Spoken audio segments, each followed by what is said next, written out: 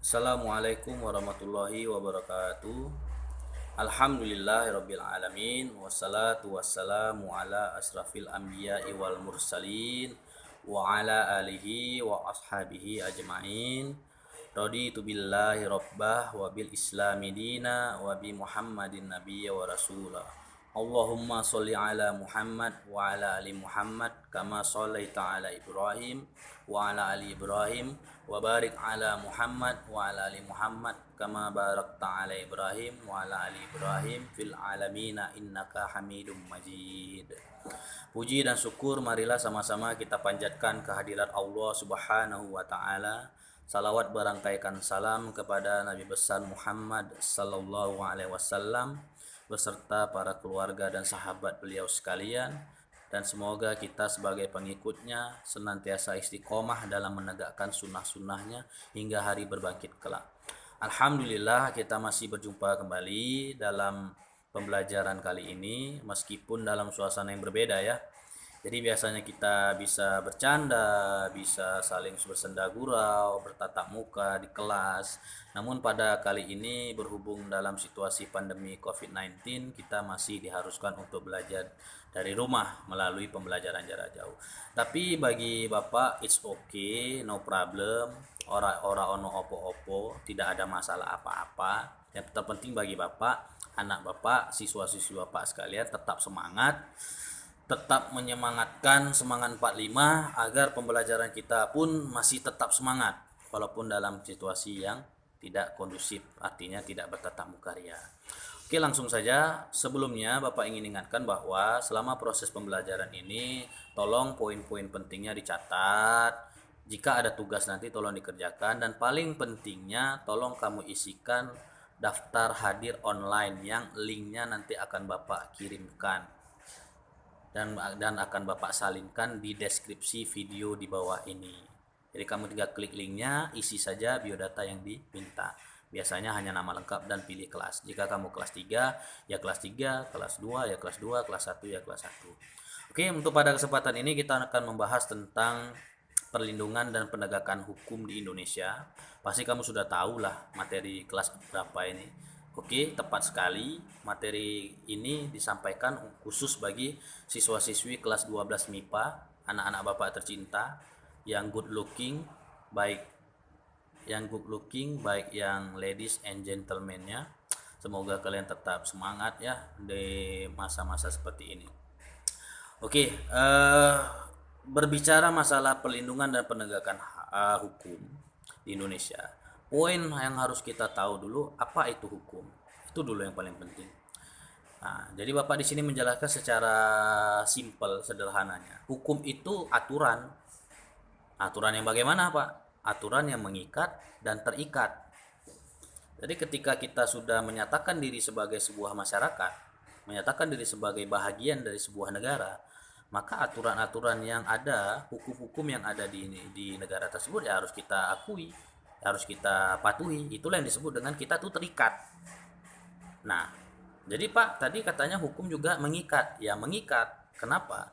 Karena hukum itu yang mengatur hidup kita dalam berbangsa dan bernegara. Sama dengan kita dalam beragama, juga ada hukum yang mengikat kita dan terikat bagi kita. Apa itu? Al-Quran dan hadis. Namun dalam hal ini kita kontekskan dalam konteks kenegaraan. Jadi seluruh hukum, seluruh undang-undang yang ada di Indonesia itu harus kita patuhi, jangan kita langgar. Nah, jadi hukum itu secara garis besar adalah segala bentuk peraturan yang dihasilkan, ditetapkan, dilaksanakan oleh negara, oleh pemerintah, di mana ketika seorang warga negara melanggar hukum yang telah dibuat, maka akan dikenakan sanksi atau hukuman. Itulah pengertian hukum secara garis besar.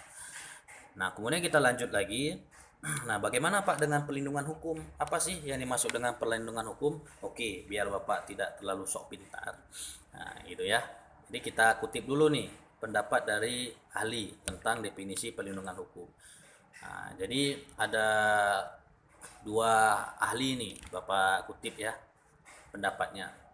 Yang pertama itu menurut Bapak Andi Hamzah mengatakan perlindungan hukum adalah daya upaya yang dilakukan secara sadar oleh setiap orang maupun lembaga negara dan swasta yang bertujuan untuk pengamanan, penguasaan dan kesejahteraan hidup sesuai dengan hak asasi yang ada.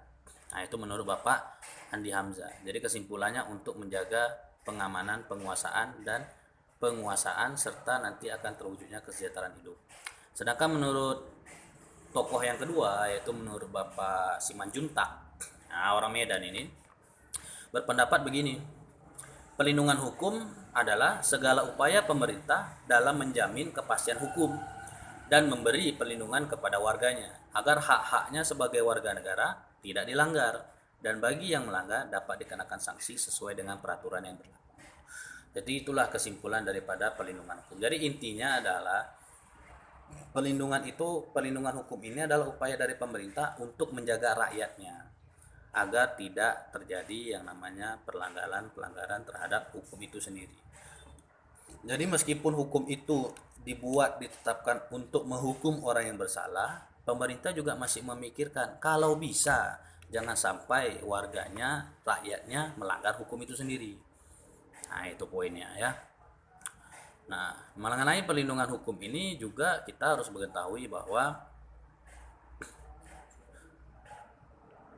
ada beberapa unsur dalam perlindungan hukum. Oke, Bapak baca ya. Suatu perlindungan dapat dikatakan sebagai perlindungan hukum apabila mengandung unsur-unsur berikut ini, yaitu A. Adanya perlindungan dari pemerintah kepada warganya. B. Jaminan kepastian hukum. C. Berkaitan dengan hak warga negara. D. Adanya sanksi hukuman bagi pihak-pihak yang melanggarnya. Nah, itu merupakan unsur-unsur yang membuktikan bahwa negara tersebut melaksanakan perlindungan hukum yang baik. Nah, kemudian contohnya apa, Pak? Contohnya begini. Ketika kita membuat sebuah karya, kemudian ada orang lain yang menjiplak, memplagiat hasil karya kita, maka ada hukum yang mengatur itu. Nah, itulah kehadiran negara dalam perlindungan hukum itu. Jadi hak kita menciptakan karya itu dilindungi oleh undang-undang. Siapapun yang menjiplak karya kita maka akan dapatkan hukuman. Ada beberapa undang-undang terkait dengan hak kekayaan intelektual itu. Ada yang pertama Undang-Undang Nomor 28 tahun 2014. Ada tentang merek yaitu Undang-Undang Nomor 15 tahun 2001. Ada tentang hak paten Undang-Undang Nomor 13 tahun 2016 dan lain sebagainya. Nah, jadi itu contoh dari perlindungan hukum. Nah, apa sih Pak pentingnya perlindungan hukum dan penegakan hukum? Nah, itu pasti kan bertanya, apa sih pentingnya daripada dilaksanakannya perlindungan dan penegakan hukum? Oke, Bapak jawab. Yang pertama, agar tegaknya supremasi hukum. Supremasi hukum ini maksudnya agar supaya rakyat Indonesia itu mengagungkan, menghormati hukum dengan penghormatan yang setinggi-tingginya. Artinya dalam setiap melakukan kegiatan apapun, dalam melakukan aktivitas apapun, tetap hukum itu selalu diperhatikan. Ini melanggar hukum tidak? Kalau melanggar saya tidak mau. Ini melanggar hukum tidak? Kalau tidak melanggar hukum saya mau. Nah, itu yang dimaksud dengan supremasi hukum, kira-kira seperti itu. Kemudian apa lagi Pak? Tujuan dari perlindungan dan penegakan hukum jelas agar tegaknya keadilan. Dengan adanya perlindungan dan penegakan hukum, maka akan tegak keadilan itu.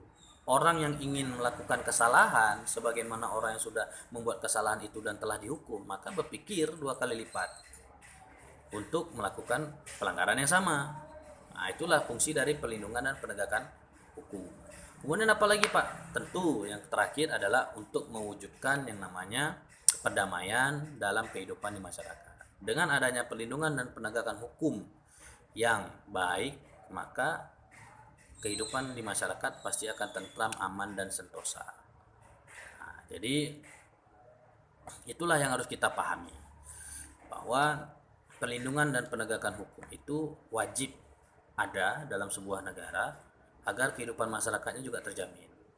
Begitu juga kita sebagai rakyat yang baik, apapun hukum yang ada di Nusantara atau apapun yang hukum yang ada di Indonesia, walaupun dalam hati yang paling dalam mungkin kok nggak cocok ya dengan saya, ya harus dicocokkan. Karena hukum itu sebagai mana kita tahu dasarnya itu mengikat. Lo suka, lo nggak suka tuh urusan lo. Yang penting hukumnya itu ada gitu. Jadi tidak ada urusan sama kita. Yang ada urusan adalah bahwa kita harus mematuhi hukum, titik, itu saja. Oke, saya kira ini saja materi kita pada hari ini. Mudah-mudahan ada manfaatnya bagi kita semua ya. Semoga harapannya ke depan kita bisa lebih baik lagi. Dan untuk tugas, tolong kamu tuliskan siapa-siapa saja sih para penegak hukum yang ada di Indonesia. Siapa-siapa saja tuh yang bertugas untuk menegakkan hukum di Indonesia. Sebagai contoh misalkan polisi, jaksa, dan sebagainya. Jadi kamu cukup menuliskan nama-nama lembaganya saja, tidak usah dirincikan polisi tugasnya ini, nggak usah, karena nanti ada bahagian tersendiri kita belajar tentang hal itu. Oke, cukup sekian tuh tugasnya. Nanti kalian tuliskan di buku latihan, kemudian kalian fotokan, bentuk fotonya seperti ini kurang lebih. Nah, seperti ini, nampak wajah kamu, nampak tugas kamu yang kamu buat. Kemudian kamu kirimkan ke WA pribadi Bapak sebagai bukti bahwa kamu telah mengikuti pembelajaran baik dan sebagai dasar bagi Bapak untuk memberikan penilaian terbaik buat kamu. Jadi ingat, yang paling penting, apapun pikiran kita terhadap negara, apapun penilaian kita terhadap pemerintah, satu poin yang Bapak minta, jangan sekali-kali melanggar hukum yang ada di negara tercinta ini.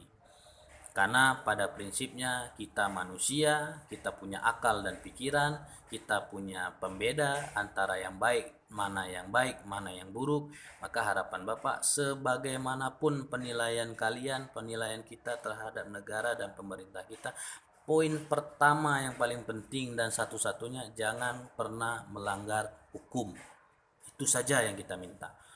Jadi cukup sekian untuk pembelajaran kita hari ini. Mudah-mudahan ada keberkahan bagi kita semua. Jika ada kesalahan, perkataan, perilaku, tadi Bapak sedikit ada mengelak-mengelak begini, begitu ya. Jadi mohon maaf. Ya, kita santai saja, easy saja. Mudah-mudahan kita senantiasa dirahmati Allah Subhanahu wa taala. Jangan lupa like, comment, share channel YouTube ini kepada teman-teman kalian di luar sana agar lebih banyak pengikut kita, agar lebih banyak subscriber kita. Semoga kita dirahmati Allah Subhanahu wa taala. Pasti bikul khairat. Wassalamualaikum warahmatullahi wabarakatuh.